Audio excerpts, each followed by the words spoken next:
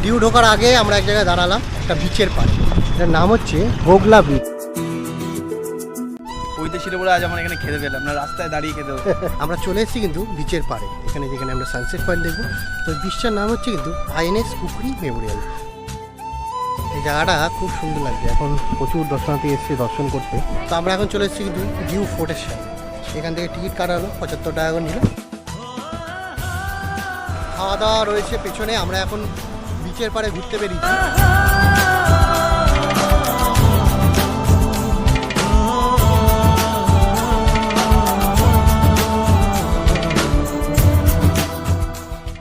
সুপ্রভাত সকলকে, গুজরাট সিরিজের 3য় নম্বর পর্বে আপনাদের সকলকে স্বাগত জানাই। সকাল সকাল আমরা এখন রয়েছি কিন্তু আহমেদাবাদে, আর আজকে আমরা আহমেদাবাদকে বিদায় জানিয়ে চলে যাবো কিন্তু ডিউয়ের উদ্দেশ্যে। এখন বাজে সকাল 7টা, আমাদের কিন্তু এখানে গাড়ি রেডি হয়ে গেছে, আমাদের সব লাগেজ ফাগেজ ওপরে প্যাক হয়ে গেছে। সবাই আসলেই কিন্তু গাড়ি এখন ছাড়া হবে। এখান থেকে ডিউ যেতে সময় আমাদের লাগবে প্রায় 6 থেকে 7 ঘন্টা, কারণ আমাদের আহমেদাবাদ থেকে ডিউয়ের ডিস্টেন্স প্রায় ওই 360 থেকে 65 কিলোমিটার। আর এই পর্বে আমি আপনাদেরকে ঘুরে দেখাবো নাগিয়া বিচ, ডিউ ফোর্ট, আরও অনেক সুন্দর সুন্দর জায়গা। তো চলুন এই পর্বটা আজকেই শুরু করা যাক। অবশ্যই যারা চ্যানেলে এখনও নতুন আছেন চ্যানেলটিকে একটা সাবস্ক্রাইব করে পাশে থাকুন। এই যে চলে এসছে আরেকজন সকাল সকাল। তো আমরা এখন কিন্তু এই দোকান থেকে সকাল আমাদের ইন্টেনশন অন্য, মানে আমার সকাল সকাল কিন্তু এখান থেকে পেস্ট্রিজ নেবো। এই দোকানটা খুবই ভালো। আমরা এখান থেকে কালকে নিয়ে গেছিলাম জিনিসপত্র বাড়ির জন্য, বিস্কুট, তারপরে অনেক কিছু নিয়ে গেছিলাম। Imperial bakery. তো এখানে অনেক রকমের পেস্ট্রিজ রয়েছে, তা আমার ইচ্ছা হচ্ছে রেড ভেলভেট। তো কাকা বলছে হ্যাঁ হোয়াইট ভেলভেট দাম হচ্ছে 50, 60, 70। আর এখান থেকে কালকে আমরা বিস্কুট নিয়ে গেছিলাম, এই যে বিস্কুটের প্যাকেট 140 টাকা করে, আর এটা হচ্ছে তোমার 220। আপনাকে ये कितने का प्राइस है? 200। এটা হচ্ছে 200 টাকা। খুব টেস্টি কিন্তু, আমি নিয়ে গেছি বাড়ির জন্য। এটা নিয়ে গেছি 140, আর সৈকতে এটা নিয়েছি। আর আমাদের পার্সোনালি খাওয়ার জন্য এইখান থেকে যত ফ্লেভার আছে সব কটা নিয়ে গেছি। আর এখন আমরা অ্যাকচুয়ালি নিয়ে যাব টেস্ট, কারণ আমাদের যাত্রা কিন্তু ভোগপুরের। আর এবারের ব্রেকফাস্ট কিন্তু সকালবেলা গাড়ির মধ্যে করবো ওই নর্মাল বিস্কুট, কেক, তারপর ডিম সেদ্ধ, আরও অনেক কিছু, সব কিছু কিন্তু আপনার সাথে শেয়ার করবো। তাই ভাবলাম যে আমরা দুটো করে একটা করে ফ্রেশ নিয়ে যাই, কারণ গাড়ির মধ্যে খাবো, তাই তো? কোনটা নেওয়া? একটা রেড ভেলভেট নিচ্ছি তোমার, হ্যাঁ, আর হোয়াইট ভেলভেট নিচ্ছি। তো 4টে আমরা নিয়ে নিলাম, রেড ভেলভেট, হোয়াইট ভেলভেট, পিস্তা, আর হচ্ছে চকলেট। এটা হচ্ছে আমাদের আজকের গাড়িতে খেতে খেতে যাবো। নিয়ে নিলাম 4 পিস, আমাদের পড়লো হচ্ছে এখানে কিন্তু 250 টাকা। ঠিকই আছে দাম, আমাদের ওখানেও কিন্তু এরকম দোকান আছে। আর এখানে বিস্কুটগুলো কিন্তু খুব টেস্টি, খেয়ে দেখলাম কালকে অনেক আইটেম কিন্তু আমরা বাড়ির জন্য এখানে নিয়ে গেছি। তো চলুন আস্তে আস্তে এবার গাড়ি থেকে উঠি।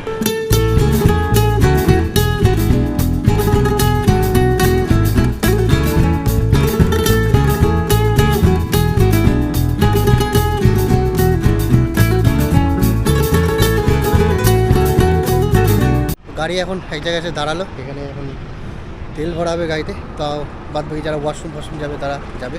এখনও কিন্তু ঢুকতে আমাদের যেখানে যাব ডিউ, সেখানে ঢুকতে আমাদের সময় প্রায় 3 ঘন্টা মতো লাগবে।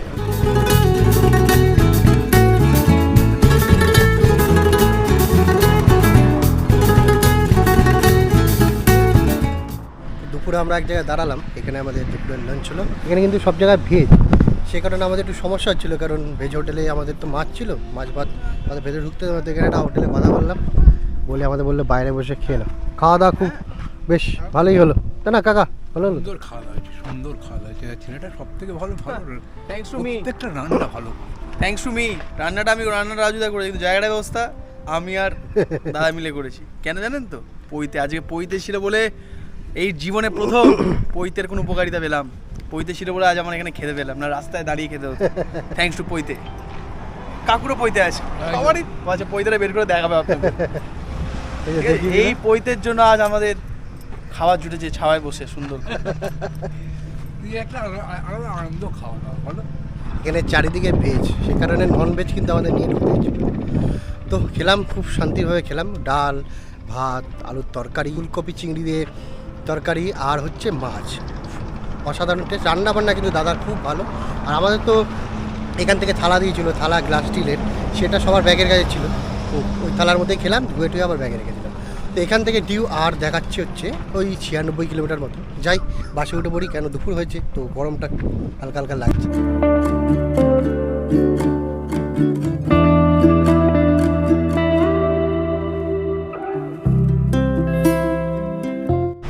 তো ডিউ ঢোকার আগে আমরা এক জায়গায় দাঁড়ালাম একটা বিচের পাড়ে, এটার নাম হচ্ছে হোগলা বিচ।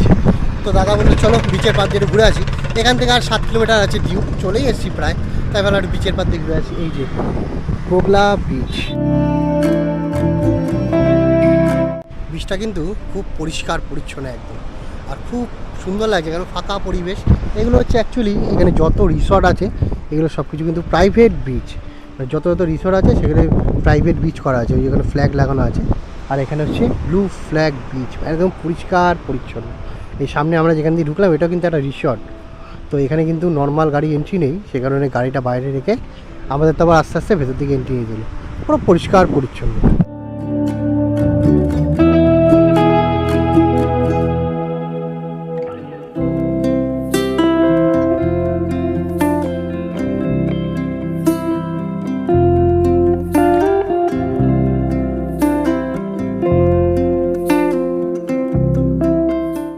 এই বিচ থেকে এবার বেরিয়ে যাচ্ছি, যাবো এবার সেটা কিন্তু ডিউয়ের হোটেলে।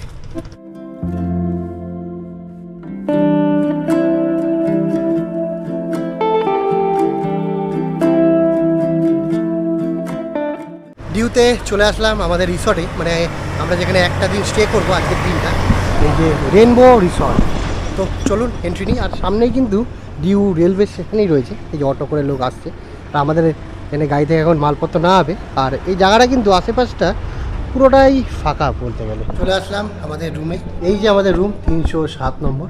তার আগে আপনাদের ভিউটা দেখি, চারিদিকে রুম, মাঝখানে একটা সুন্দর সুইমিং পুল, এখানে সবাই এখন স্নান টান করছে গান ফান চালিয়ে, বাস খুবই সুন্দর আর কি। তো এই যে আমাদের রুম, প্রবেশ করলেই এই সামনেই আয়না লাগানো, টিভি আছে, জলের বোতল, গ্লাভস, এখানে ডেস্ক, একটা ছোটো মিনি ফ্রিজ আছে, ডবল বেড, সুন্দর ভেতরটা ডেকোরেশন, আর সাথে কিন্তু একটা সুন্দর বড় একটা বেলকনি, যেখান থেকে এত সুন্দর একটা ভিউ কিন্তু এখানে দেখা যাচ্ছে। বেশ ফাঁকা পরিবেশের মধ্যে কিন্তু হোটেলটা, চারিদিক ফাঁকা, মাঝখানে কিন্তু এই রিসর্ট, মানে রেনবো রিসর্ট, খুবই সুন্দর। এখন যাই একটু ফ্রেশ হই, দেন নিচে গিয়ে ভাবছি একটু সুইমিং পুলে স্নান করি, করে আশেপাশটা ঘুরতে যাই। আর কালকে কিন্তু আমরা সকাল সকাল এখান থেকে উঠে বেরিয়ে যাবো 7টার মধ্যে। আমরা এখান থেকে যাব কালকে ডিউ ফোর্ট, তারপর বিচ, আর সাথে যাবো হচ্ছে সোমনাথ, মানে এখান থেকে সিধা আমরা চলে যাবো কালকে আশেপাশে সাইট সিন করতে করতে সোমনাথ মন্দির।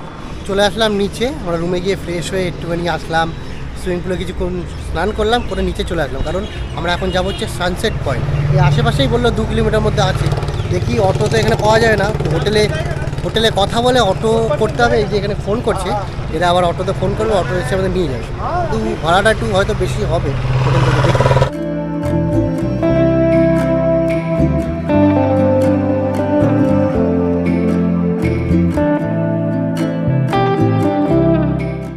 আমরা চলে এসেছি কিন্তু বিচের পাড়ে, এখানে যেখানে আমরা সানসেট পয়েন্ট দেখবো। তো বিচটার নাম হচ্ছে কিন্তু আইএনএস কুকরি মেমোরিয়াল। তো খুবই সুন্দর কিন্তু জায়গাটা করা হয়েছে। আমাদের পিছনে অটোটা ছাড়লো, এখন আমাদের হাঁটতে হাঁটতে হাঁটতে তো ওই মন্দিরটার ওখানে যেতে হবে, ওটাই হচ্ছে সুন্দর জায়গা, আমাদের অটোওয়ালা বললো হেভি করা জায়গাটা। আর সাথে এরকম ছোটো ছোটো ছোটো ছোটো ব্যাটারির এই গাড়িগুলো আছে যেগুলো ঘোরায়, সেগুলো কিন্তু ভাড়া করে ওপর অবধি যাওয়া যায়, কিন্তু আমরা হাঁটতেই যাব। আমরা আছি আরও 2জনও কিন্তু পিছনে আছে, 4 জন টোটাল কিন্তু আমরা যাচ্ছি। খুব সুন্দর লাগছে জায়গাটা। চলে আসলাম একদম ওপরে, খুব সুন্দরভাবে হেঁটে হেঁটে ওই দিক দিয়ে চলে আসলাম। এখানে একটা বিচের পাড়ে সুন্দর লোকজন রয়েছে, এখান থেকে কিন্তু সানসেট পয়েন্টটা দেখা যাচ্ছে, কিন্তু আমরা একদম এই ওপরে মন্দিরের সামনে চলে এসেছি। খুব সুন্দর লাগছে জায়গাটা, আরও ওপরে যাওয়া যায়, আমরা পরে যাব, আগে এই জায়গাটার ভিউটা সুন্দরভাবে নিয়ে নিই। অসাধারণ লাগছে জায়গাটা, খুব সুন্দরভাবে কিন্তু জায়গাটাকে সাজানো হয়েছে।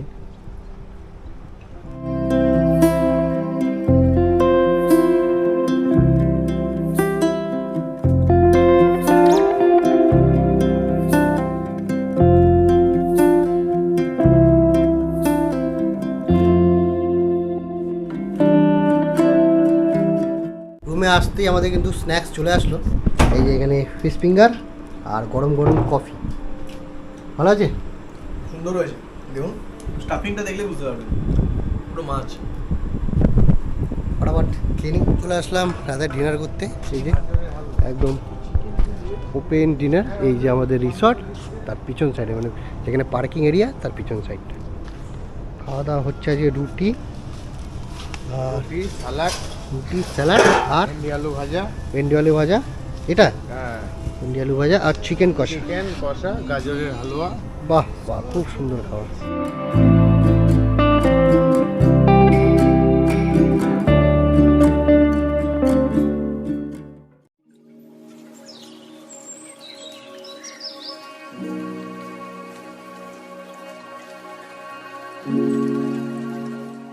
সুপ্রভাত সকলকে। সকাল বাজে এখন 7:30। সকাল সকাল আমরা স্নান ফান করে একদম রেডি। আমাদের কিন্তু ডিউয়ের সব সাইট সিনগুলো যে কমপ্লিট করতে হবে, করে চলে যেতে হবে সোমনাথের উদ্দেশ্যে। চলুন আমরা এখন যাই। এসে আমাদের দেখে গেল যে সকালবেলা কিন্তু ব্রেকফাস্ট রেডি। আমাদের জিনিসপত্র বাইরে বার করে দিয়েছি, খালি একটা দুটো ব্যাগ রয়েছে, এটা নিয়ে আস্তে আস্তে আমরা নিচের দিকে যেতে থাকি। সকালের আজকে ব্রেকফাস্টে আছে নানপুরি, তাই তো? নানপুরি গরম গরম আর চানা মশলা। মনটা ভরে যাবে নান চানা খেয়ে। আর পরোটাটা কবে খাওয়াবে বলো? পরোটাটা খাওয়াবো কালকে। কালকে পরোটা হবে।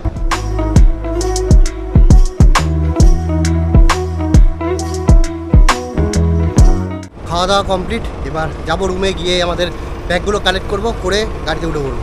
প্রথমে আমরা যাব হচ্ছে গঙ্গেশ্বর মহাদেব মন্দির, তারপর হচ্ছে আইনেশ কুকরি, তারপরে আমাদের হচ্ছে ডিউ ফোর্ট, তারপর হচ্ছে ডিউ চার্চ, আর কিছু কিছু জায়গা আছে যেমন বিচ আছে, সেগুলো সব কিন্তু আজকে আমরা এই ভিডিওতে কমপ্লিট করবো।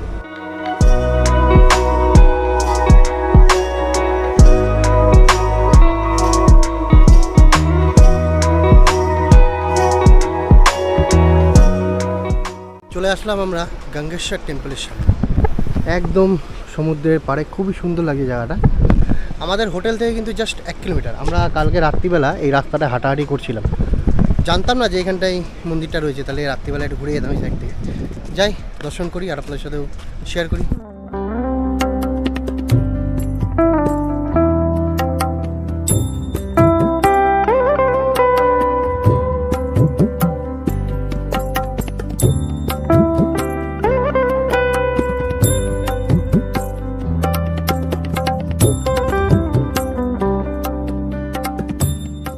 এই জায়গাটা খুব সুন্দর লাগছে। এখন প্রচুর দর্শনার্থী এসছে দর্শন করতে। এখন কিন্তু চলছে ভাটা, তাও কিন্তু জল এত দূর আসছে। জোয়ারের সময় পুরোটা কিন্তু ভেতরে কিন্তু জল ঢুকে যায় একদম ভেতরে। সুন্দর কিন্তু দেখাচ্ছে জায়গাটা। এরপরে আমরা যাব কিন্তু হচ্ছে ডিউ ফোর্ট, যেটা এখান থেকে দেখাচ্ছে হয়তো 3 কিলোমিটার মতো, তাই না? 3 কিলোমিটার, সব কাছাকাছি। আজকে আমাদের মেনলি ডিউতে ঘোরা তো সারাদিন। ডিউ শহরেই যা যা রয়েছে, আর্কিটেকচার, মন্দির, চার্চ, ফোর্ট, এগুলো আমরা দেখব। তারপর আমরা এখান থেকে বেরোবো।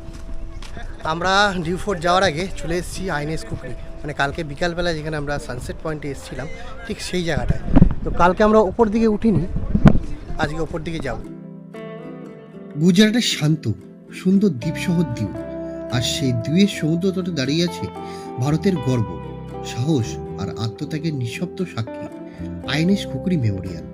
1971 সালে ভারত পাকিস্তানের যুদ্ধের সময় 9 ডিসেম্বর আরব সাগরের বুকে পাকিস্তানের সাবমেরিনের আক্রমণে ডুবে যায় ভারতীয় নৌবাহিনীর যুদ্ধজাহাজ আইনেশ কুকরি। সেই ভয়াবহ ঘটনায় শহীদ হন 18 জন অফিসার ও 176 জন নাবিক। তো এই জায়গাটা কিন্তু অসাধারণ জায়গা, খুব সুন্দর। আমরা আস্তে আস্তে ঘুরছি। এবার আমরা যাব কিন্তু ডিউ ফোর্ট, আর অসাধারণ জায়গাটা কিন্তু ফাঁকা ফাঁকা, খুব সুন্দর। তো আমরা এখন চলে এসেছি কিন্তু ডিউ ফোর্টের সামনে। এখান থেকে টিকিট কাটা হলো 75 টাকা করে নিল। এই আস্তে আস্তে এবার ভেতর থেকে আমরা এন্ট্রি করব। তো ভেতরে ঢুকলাম, ঢুকে কিন্তু আমরা এই গাড়ি করে নিলাম। শুধু যাওয়ার জন্য 25, আর যাতায়াতের কিন্তু 50 টাকা। সবাই মিলেই করে নিয়েছি আরামসে, আস্তে আস্তে যাই, কেন অনেক টাটাটি পথ আছে। ডিউ ফোর্ট ভারতের পশ্চিম উপকূলে আরব সাগরের বুকে অবস্থিত এক ঐতিহাসিক ডিউ দুর্গ। গুজরাটের ডিউ দ্বীপে অবস্থিত এই দুর্গটি শুধু একটি স্থাপনা নয়, বরং ইতিহাসের এক জীবন্ত দলিল। আমরা গাড়ি করে চলে আসলাম একদম লাইট হাউসের সামনে। ওই যে নিচে আমাদের কিন্তু নামালো, এখান থেকে হেঁটে হেঁটে তারপর উপরে আসতে হবে। তো পুরোটাই আমরা গাড়ি করে আসলাম। এবার যাওয়ার সময় আমরা প্ল্যান করলাম যে হাঁটতে যাবো, বাদ বাকি যেগুলো রয়েছে সেগুলো আপনাদের সাথে শেয়ার করতে করতে আমরা একদম পৌঁছে। ডিউ দুর্গটি নির্মাণ হয়েছিল 1535 সালে পর্তুগিজদের শাসনামলে। গুজরাটের সুলতান বাহাদুর শাহ পর্তুগিজদের মধ্যে হওয়া এক চুক্তির ফলে এই দুর্গটির জন্ম। পরবর্তী প্রায় 450 বছরের বেশি সময় ধরে দিউ দুর্গটি ছিল পর্তুগিজদের অন্যতম শক্তিশালী সামরিক ঘাঁটি। দুজন মিলে হেঁটে হেঁটে ভেতরটা ঘুরছি, হাঁটতে হাঁটতে খুব সুন্দরই লাগে, তাই না? একটু ছাওয়া ছাওয়া রয়েছে, রোদ হলে মানে খুবই ছায়া রয়েছে, খুব সুন্দর লাগে। ভেতরটা খুব সুন্দর লাগে, শান্ত পরিবেশের মধ্যে।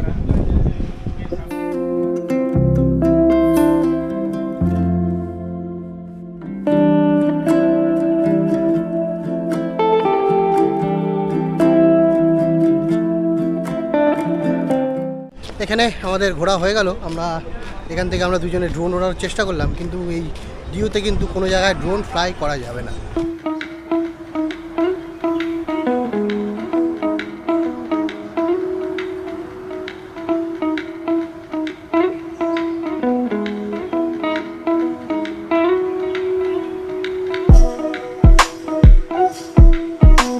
তা আমরা এখন চলে এসেছি কিন্তু পুরো নাগোয়া বিচের পাড়ে।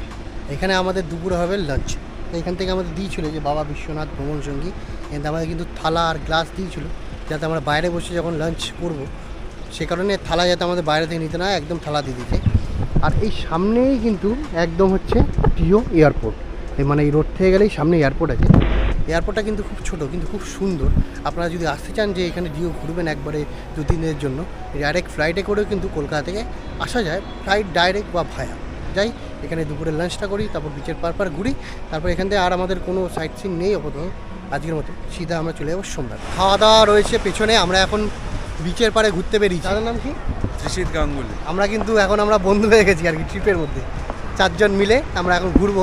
এবার প্ল্যান করেছি যে আমরা বিচের পাড়ে কি নামবো কি না, ড্রেস ফ্রেস চেঞ্জ করে যদি আমাদের মন চায় একটুখানি এখানে ঝাপাঝাপি করে তারপরে ভাবছি দুপুরে লাঞ্চটা সারবো। তার আগে বিচটা একটুখানি ঘুরে নিই ভালো করে।